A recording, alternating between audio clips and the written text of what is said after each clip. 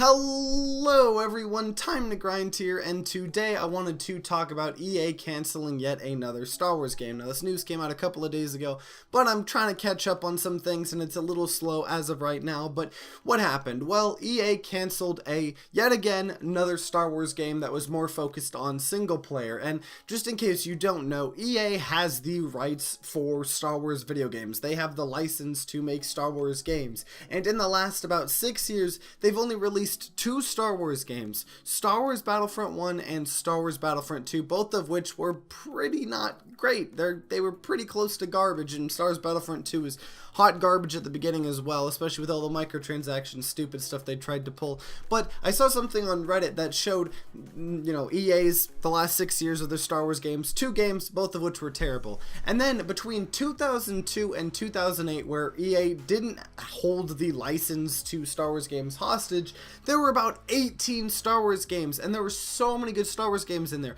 You have the original Star Wars Battlefront 1 and 2, which were amazing. You have the Force Unleashed games, which were amazing. You have the Lego Star Wars games, amazing. Knights of the Old Republic. I mean, there were so many amazing Star Wars games, and then EA gets the license, and all we get is two stupid EA Star Wars games, whatever. But it's pretty bad. But so what happened with the Star Wars game that got canceled? Well, pretty much what happened, there was a code name Orca. That was kind of the game of the development by EA Vancouver, and it was going to be where the person played as a bounty hunter, and you would explore the whole open world area, and there were different factions, and it was just, you explored the Star Wars universe as a bounty hunter, or something along those lines, in this huge open world. And that sounds really, really awesome. And apparently what happened is speculation, talking to people,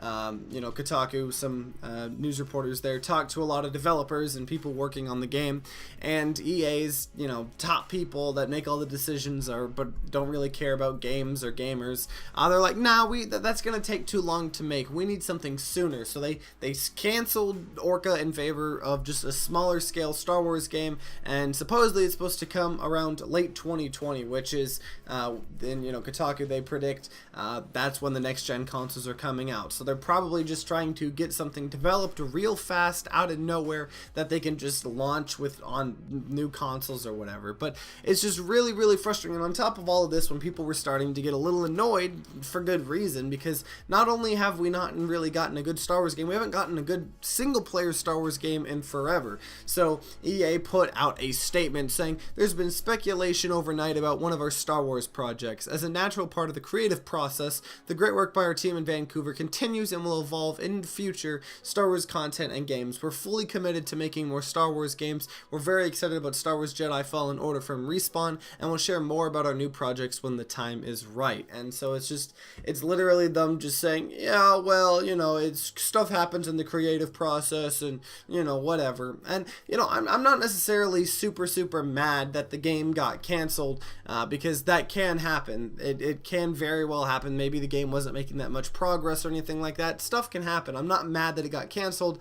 I'm mad that most likely it got canceled because EA wanted to just shove something out of the door way faster, hopefully in time for the next gen consoles, and it's a lot harder for them to monetize a single player game. When you have multiplayer games like what they did with Star Wars Battlefront 2, it's real easy to just completely force in microtransactions and loot boxes and stuff like that. It's a little harder to do in single player games. And so I don't know, I'm sure there's single player games being developed and stuff like that, but just, if anything, even ignoring the fact that they canceled this Star Wars game, under EA, we have had nothing. We have had no great Star Wars games, and I really hope Disney takes the rights away from EA and gives it to anybody else, honestly. There are so many.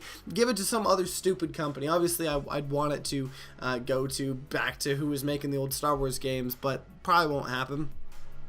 for a lot of reasons, but just anybody but EA. Give the rights to Star Wars games to anybody but EA and I will be happy. But overall, there's not a whole lot to talk about this topic, and not much going on a lot in the gaming industry right now, so I just wanted to kind of give a small little rant talking about how stupid EA is and how stupid it is that they have the rights to the Star Wars license, because there's so much cool stuff you can do with Star Wars, and it's shown by all of the games that came out, like I said, between 2002 and 2008 that were just amazing. Force Unleashed, Lego Star Wars, Knights of the Old Republic, the original Star Wars Battlefronts. I mean, there were so many amazing things that came out of that, and I really hope at some point we get to go back to those days, because those were the days, let me tell you. But either way, if you've played the old Star Wars games, the new Star Wars games at all, you have an opinion on this, let me know in the comments down below. I'd love to hear them all. And if you guys enjoyed this video, then consider leaving a like down below and subscribing to see more content. New videos come out every Wednesday, Friday, and Sunday. And like always, guys, I hope you guys have a great rest of the day.